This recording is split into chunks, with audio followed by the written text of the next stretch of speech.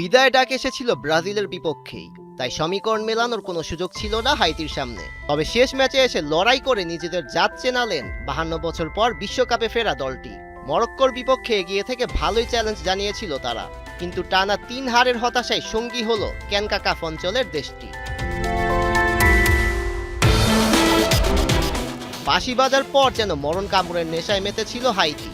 Atlas লায়নদের বক্সে একের পর এক আক্রমণের ঝড় তোলে উত্তর আমেরিকার দেশটি। আর ম্যাচের 10 মিনিটে বড় ভুল করে বসেন বুনো ইয়াসির। মরক্কান এই গোলকিপারের আত্মঘাতী গোলে এগিয়ে যায় হাইতি। ম্যাচের 39 মিনিটে ঘুরে দাঁড়ায় ওয়াহাবির শিষ্যরা।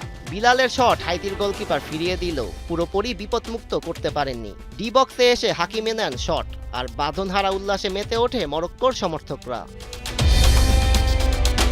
It's really hot today. Enjoy double flavor Polar Ice Lolly. Polar, মন ভালো থাক। ব্রাহিমদের এই উচ্ছ্বাস বেশিক্ষণ টেকেনি। এর 4 মিনিট পর চোখ ধাঁধানো বুলেট শটে মরক্কোকে পেছনে ফেলল উইলসন। তবে গত আসরের সেমিফাইনালিস্টরাও পাল্টা জবাব দিতে দেরি করেনি। বিরতির ঠিক আগ মুহূর্তের হাকিমির ক্রস আর সাইবারির নিখুঁত শট আটলাস লায়নরাও ফিরল সমতায়। দ্বিতীয়ার্ধে আক্রমণের ধার বাড়ায় মরক্কো। 60 মিনিটে বিলালের করা জোরালো শট ফিরিয়ে দেন জনি প্লাসিড। তবে মোমেন্টাম বেশিক্ষণ ধরে রাখতে পারেননি এই হাইতি গোলকিপার। এর 10 মিনিট পর ম্যাচে প্রথম এগিয়ে যায় মরক্কো। কর্নার কিক থেকে দারুণ সাইড ভলিতে গোলের খাতায় নাম লেখান বদলি ফরওয়ার্ড সুফিয়ান রাহিমি।